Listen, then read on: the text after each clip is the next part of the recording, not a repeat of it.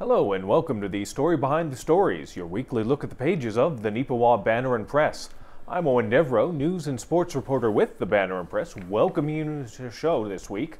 Always appreciate you taking a little bit of your time and spending it right here with us. This week I'm joined by Ken Waddell, owner, operator, publisher, and ne'er-do-well for the Neepawa Banner Press. After that introduction, it's still good to be here. Yes. Now, I know we promised you last week that Kira Patterson would likely be back from vacation and would be on the show, that we were going to make her do the show solo, but she outsmarted us once again today. So we've got this special we got the big guns coming in with Ken Waddell. So you can't be too unhappy with that, I'd say, Ken. No, Kira's off on the road there. She's delivering papers to Glenella and Plumas as we speak, with proper cautionary advice from this old guy to be careful of the roads, be extra cautious, don't drive through any water running across the roads. And she's subbing for Diane, who's at home this week because her family's visiting her from Ontario. So everybody's getting to do their thing a little different this week, so that's good. That's right, and things are a little bit different, not just for here at the Banner and Press, but for a lot of us in and around the community. Some unfortunate weather circumstances that have created a lot of tension, a lot of havoc, and a lot of concern for several communities. One of the most pertinent ones we have right on the front page of this week's edition of the Banner and Press: state of emergency declared in the town of Minnedosa. Unfortunate to have to report on this, but that is the fact, that is the reality of the situation that we're dealing with right now. The rain that has come through the last few days has really taken its toll along the Little Saskatchewan River, which runs through the town of Minnedosa.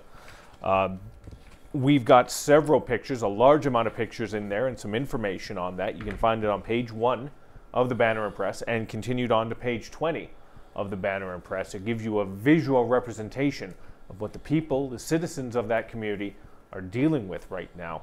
It's really unfortunate, Ken, especially so close after the major storm of 2020, for them to have to be dealing with this once again. Yeah, and it's really bad because, as you say, it's every second year right now, and that's you could have taken a picture from 2 years ago and put it down again, because the sandbags are in the same places. A lot of cases. Several businesses closed right now, so keep them in your mind and the thoughts and prayers, because they're going to need all the help. And when they open up again, keep them in your mind too, to go and patronize those businesses, because they're good businesses, and they're just not able to serve the public right now because they can't open their doors. If they open their doors, they'd have a lot of water running in. So that's true. One of the worst parts about this as well, Ken, and we were discussing this off air there, was unlike 2 years ago when it came in like a wave, an unexpected wave, just hit Minnedosa, Neepawa, all the communities like that. They knew what was coming and they prepared for it. I was in there for a time Friday before the storm arrived, before the significant rain arrived, and they were putting down work. They were putting in effort. They were building sandbags. They were getting things put down. They did so much work to prepare for this, and it's still hitting them like that. You hate to see it. Well, and it never seems to let up, because right now we're dealing with, as we are taping this at 2:15 on Thursday afternoon, it's raining out front of our building here. We've got a river running past our doorstep, as we do every time it rains, but it's had significant rainfall, or we've had significant rainfall. I just hope it isn't raining in Minnedosa, but I think it is. And that's only going to make things worse. And if they take a log out of the dam to try and lower the pressure on the dam, then they're going to raise the water level in the town, and that's not a good thing. I know that they have to keep an eye on the dam because they don't want a repeat of what happened here, what was it, 3 years ago with Park Lake? 2020, I believe. 2020, was that, yeah. That recently? With Park Lake, where the dam held, but the spillway held. But beside the spillway, a few yards away, the earthen dam was breached, and once it starts to go, then all hell breaks loose, because it just washes away, and you end up with all the water from the lake would be in the town. And that's what happened here in Neepawa, is all the water from the Park Lake ended up in the town, but just in a very small southern part of the town. But there was a few houses had to be evacuated in that case. if the dam breaches in Minnedosa, there's going to be dozens and dozens of houses will be inundated and a lot more businesses. That's right. So we're going to be keeping a very close eye on how this situation plays out. As Ken said, one of the logs has been removed. The province decided to move ahead with that. It was announced on Wednesday, just as we were about to go to print there, but we were able to get some of that information in there. The scary thing about that is, again, for each set of logs that is pulled from the dam, it's estimated, according to the town of Minnedosa, estimated the water rises about 3 inches. And that 1 inch of water right now could make all the difference, let alone 3. Yeah. Yeah.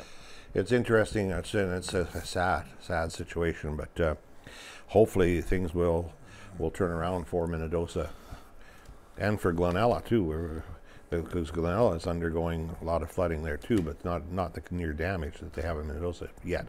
That's right. As well, in this week's edition of the Banner and Press, you can find the picture and some information written by Ken Waddell, talking about the situation that is occurring, as he said, in the RM of Glenella Lansdowne. They also are dealing with a state of emergency right now, and you were able to get the follow-up on that, weren't you, Ken?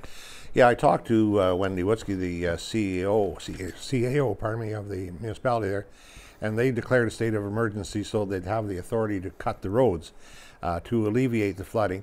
They try to break it through in various roads and let the water away, not too fast, but fast enough that the water doesn't back up and start inundating farm homes and livestock facilities. So far, it's grain land and hay land, pasture land that are being flooded, but thousands of acres of land covered with water. There'll be an awful long time before they get on those fields. And as far as that goes, they're going with the rain today again, and the continuous rain we had, the farmers are going to be a long time getting onto the fields again. And just before we came on air, traditionally the farmers told me, and was my experience as well when I was farming, is that the bulk of the acreage in this area is seeded around the May long weekend. Well, we're 1 day away as we tape this show away from the May long weekend, and there sure isn't going to be any seeding done in this area over the May long weekend.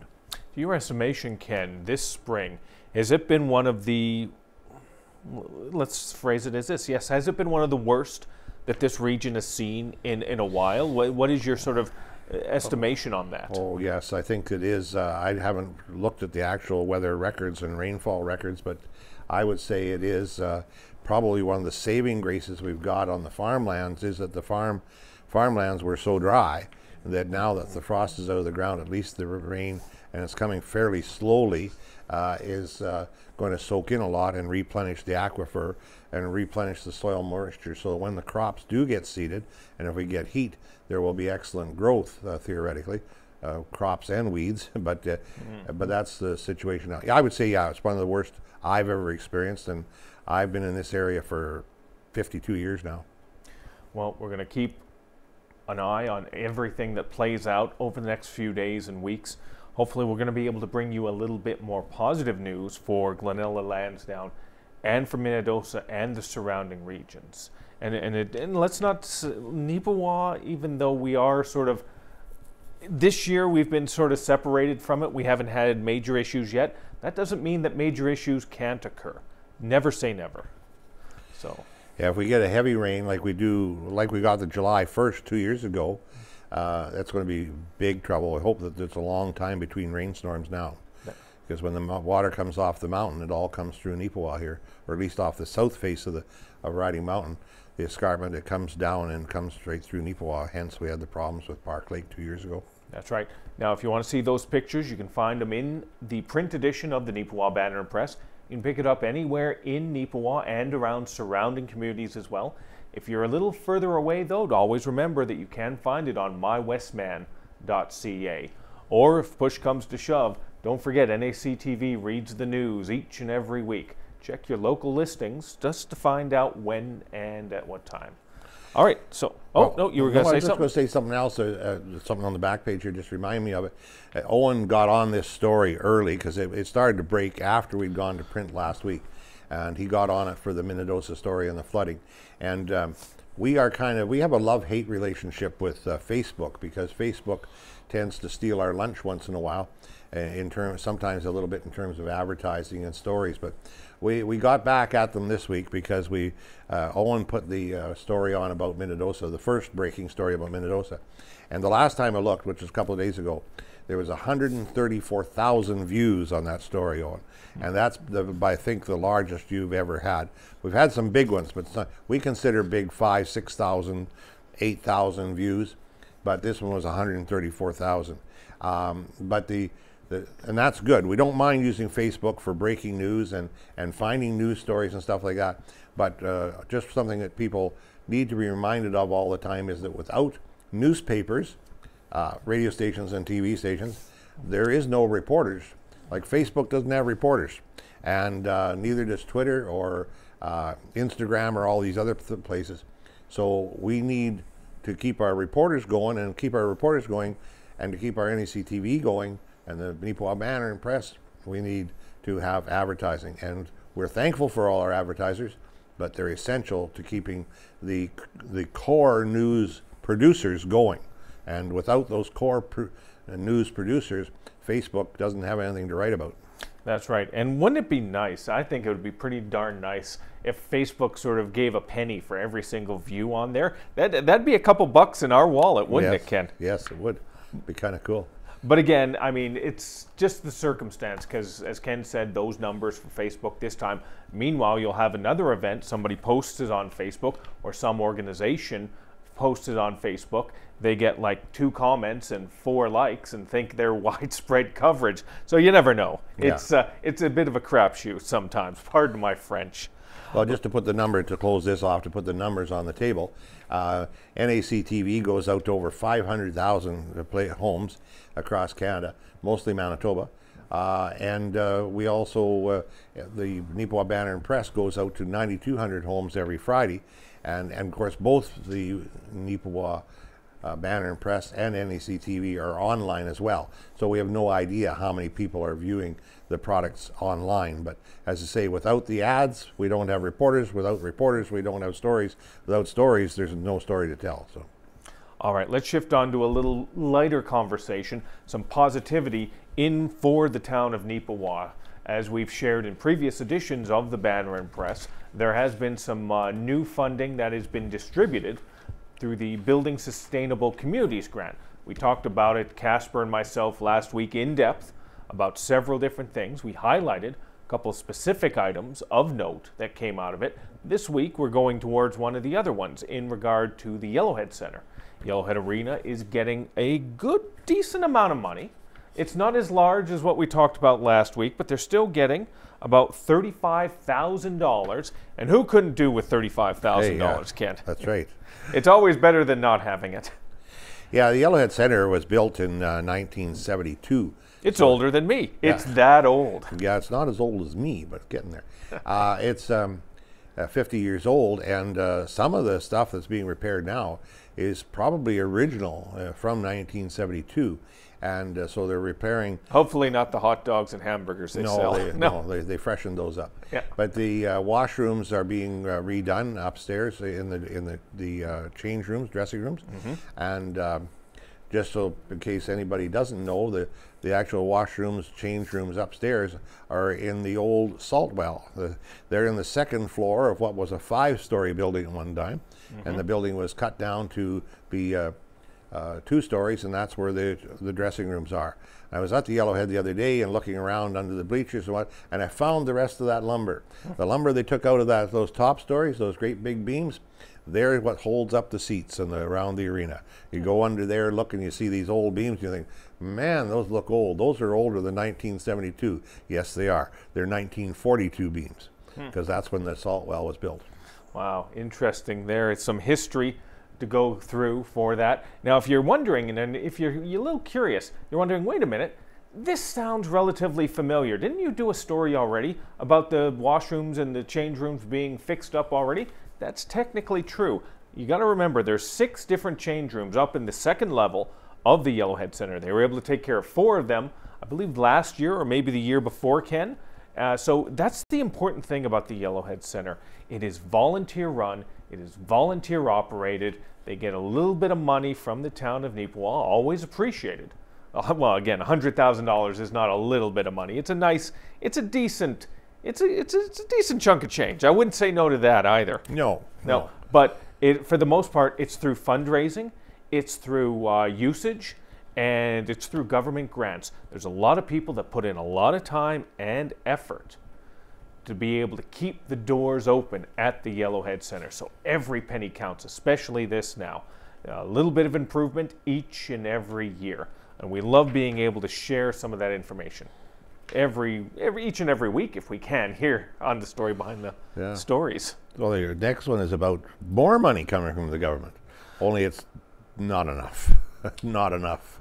Fortunate thing, though, the town of Neepawa, from the looks of it, has stepped up its amount that it's putting towards road upgrades and road construction, which is nice, and if we're going to be honest, which is needed. So it's nice to be able to have a little bit of support come in from the provincial government. $67,000, in fact, coming in from the provincial government. You add that into the $800,000 or so that the town of Neepawa set aside this year for road construction and towards upgrades. It's going to be a nice little chunk of change. Hopefully that's going to fix up our roads, because if you live in Neepawa, if you commute into Neepawa, if you've driven any of the streets of Neepawa, let's be honest, they're a little rough right now. There's a few spots here and there, and I'm not going to mention specific streets, that are just, they're crap. Well, there you go. There you go. I was trying to be a little more diplomatic, but can in diplomacy, No, well, I know what it's all about. I mean, I've lived here all these years, plus I've been mayor twice, and there's a huge pressure on the councils all the time to be able to say, fix the damn roads. And they're right. And there's been mistakes made, there's no question about that. And the sad part of it, as soon as they get a piece of road fixed, a water line will break and they have to tear up a chunk and redo it. Then it's another year before it gets paved. But they are trying, they're doing their best, I guess, but it's probably $800,000, $900,000. You could probably spend 3 times that and still not get caught up exactly on what the roads need, where the roads need to be fixed. That's right. And again, don't think that we're picking on the town of Neepawa. We do from time to time, but in this particular case, not so much, because all you got to do is take a road trip to Brandon right now and see the mess their roads are right now. Holy cow, Ken. And of course, Winnipeg, that's the joke. I mean, the 2 seasons of Winnipeg, winter and road construction season, because they're complete and utter garbage. So hopefully we're going to be able to get some progress done right here in Neepawa. Specific areas, specific streets we don't know about yet, but when we do get information, we're going to pass that along to you. And always remember, I mean, a day or so of inconvenience doesn't matter when you're going to have the next few years of smooth driving. I mean, I have no problem with them shutting down a road for even a week right now, to be honest with you, if it gets the job done. No, there's lots to do there for sure, but let's see, you've listed the stories there. You got a good news story there from Carberry. Always like to be able to share a little bit of information from communities just outside of Neepawa. Even though we are called the Neepawa Banner Press, we like to consider ourselves a regional paper. Now, we don't maybe do it every single week, but we try, and we appreciate any time you share some of your news details with us or some of your tips with us. This is a story that was chased down by our very own Gladwin Scott. Appreciative of him putting in the time and effort and getting the information. That information this week is that the Carberry Fair is going to be making a return after a 1-year hiatus, I believe. They weren't able to do it in 2021. It is such a showcase for the region and for the community of Carberry. Very well received each and every year. A big part of that is their sort of their rodeo portion of it. Yes. I've never had a chance to see it myself live and in person. Have you ever had a chance? No, I often don't get there. I used to go once in a while and see the horse racing, but I haven't been to Carberry Fair for quite a while. But by all reports, it is a great effort, a great community, and they have a tradition that goes back, 100 years or more with their Ag Society, and they've done a really, really good job. They still have a Carberry Ag Society Fair, something that not all communities do have anymore. It's kind of fallen away at Rivers and fallen away here at Neepawa, although there is a Chamber of Commerce fair, but it's not like an ag fair with the livestock and the cattle and the horses and all the other stuff going on to show off the ag features of a community. So it's really, really good news, and we're looking forward to being able to cover that. And I think there'll be the odd ad in the paper to let people know the details and how much it's going to cost to get into the fair. Probably more than 5 years ago, because everything's going up in price, but still, it's still well worth it. Oh, most definitely. And actually, it's a 2-year hiatus. It slipped my mind there that it's actually been a multiple-year hiatus for the Carberry Fair. God, the years are just slipping right by here. A year just disappeared on me, Ken, out of nowhere. Yeah, I think that's happened to everybody. Another thing about Carberry that they do a tremendous job of is that is they keep their Ag Society buildings up so well, and I'm sure they've got repairs that they need to do all the time there, but they really take pride in their fair and in their in the buildings and showcasing the community there. It's a tremendous community. That's right. Gladwin Scott got that story on the Carberry page, as well as some other information from that community. So if you want to check that out, you can find that on page 7 of this week's edition of the Banner Press. All right. Now, this event I was able to go to, Ken, and see for myself. We got a picture collage, a montage, if you will, on one of the pages for the Great Benjamin Circus. Right. That thing occurred recently this past weekend at the Yellowhead Center inside the Yellowhead Arena. And holy cow, Ken, I went and checked out the first show, I checked out the second show, got pictures from both of them, and the first thing that popped up is it was a great spectacle, don't get me wrong, but the other thing that popped out is, holy cow, that was jam-packed. But pretty much both shows were jam-packed. You know, people were just rip-roaring and ready to go have a good time, and it seems like the circus was that. And it wasn't cheap. I mean, it was $35 a pop to get in there if you walked up, and a walk-up ticket at the door for an adult. And $25 for a youth, actually. That was priced. It's times like this I'm kind of glad you're able to walk up there with a camera.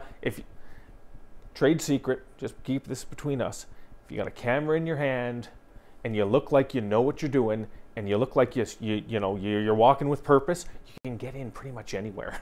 Just keep that. Yeah, don't try it because it'll blow our cover here. Yeah. But again, just walked up the door. Hi, I'm with the local paper. I need a couple shots. Sure, go on in. I was in there for about 5-10 minutes, got some shots during the first show, and then went back for the evening show. Slightly less attendance there, but still good attendance. I mean, quite honestly, they probably made their money, most definitely.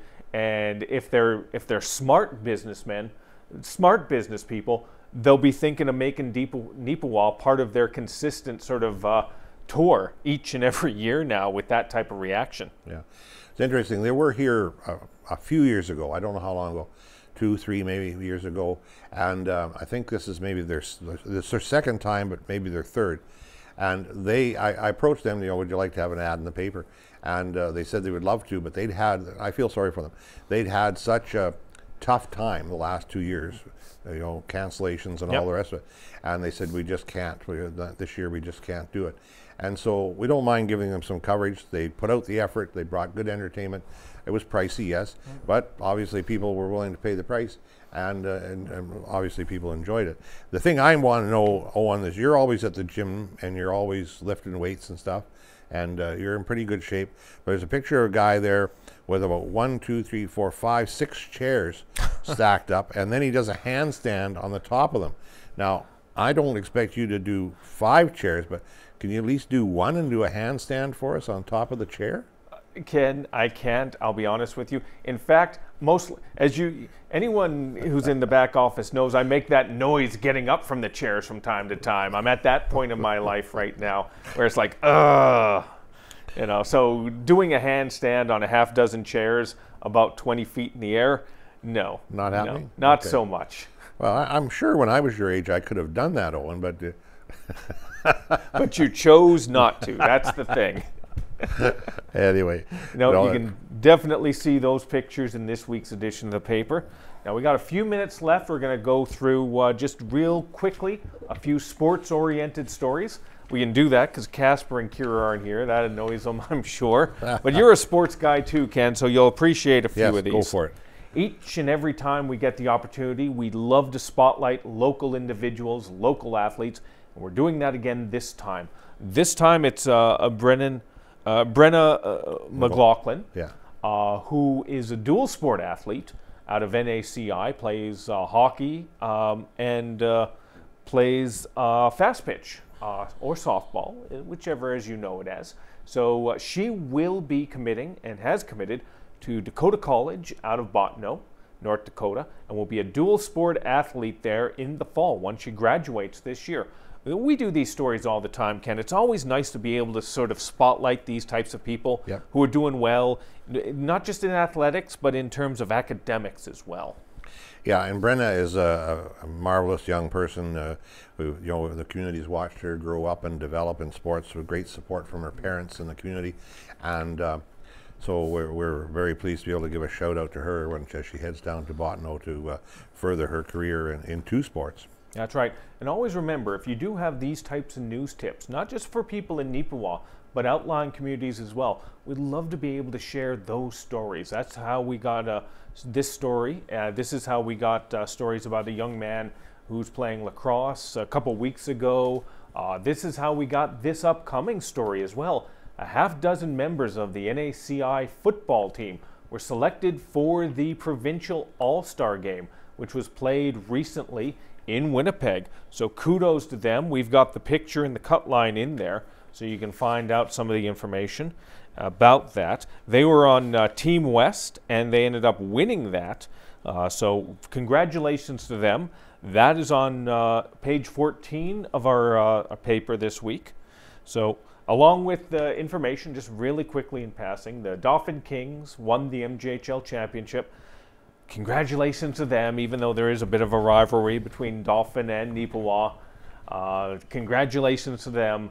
It'll make when we beat you next year all the sweeter, I'm sure. So. Yeah. All right. One other thing, sports-oriented. Very pleased to be able to share this because I love being able to be out in the summer. Santa Clara Baseball League going to be coming back after last year's hiatus. It had to take 1 year off due to COVID regulations and restrictions, but it's coming back. I had a chance to talk to representatives with the Neepawa Cubs and Plumas Pirates on that, so they're really amped up to be able to get out there. So. Yeah, it's good. It's talking to Scott Newton from the Neepawa Cubs and down and had a look at the facilities there, and boy, have they got those diamonds in beautiful shape, or the big diamond in beautiful shape for this year. Absolutely beautiful shape. Everything repainted as well, a nice solid blue base to it as well. It really looks sharp down there. Once again, that is another thing that is put together and is volunteer run and volunteer operated. So tremendous effort by so many people here in Neepawa. Yeah, no, the ball diamond, especially the main ball diamond, is really good, and the rest of the diamonds are good as well. So there's always improvements going on, and I think that Neepawa and all the towns around can be proud of their volunteer efforts and how they keep the facilities up for recreation. It's a marvel to behold. Looking forward to covering some baseball this year in the Neepawa Banner Press. We're pretty much coming up to the end of our time here on NAC TV and the story behind the stories. Ken, great to have you in here this week. Yeah, we just when we're talking about advertising there, we just draw attention to the center spread as the fourth week of the Everything for Your Farm. About 20 or 22 advertisers there that we hope that you'll keep them on your list when you go to do your shopping for your farm needs. And the lawn and garden feature as well on page 12 of this week's newspaper. So if you have any lawn or garden ideas, I mean, hopefully that'll help you out a bit. You'll be able to support those sponsors that are a part of that special feature. Now, if you have any suggestions for story chases or any advertising you'd like to do, we'd love to hear from you. You can give us a call right here at the Banner Press at 476-3401. You can contact us at news@neepawabanner.com. If you have any ad-related things you'd like to do, you can get in touch with us at ads@neepawabanner.com. That keeps the doors open, and that keeps me from having to work a real job. I always appreciate it. So if you got anything for us, give us a call, give us an email. Anything else you want to add, Ken? No, thank you very much for watching. It's appreciated. This 74-year-old man still working, by the way. I did not retire April 1st like it said in the paper. I'm still here. Thank you and have a good week.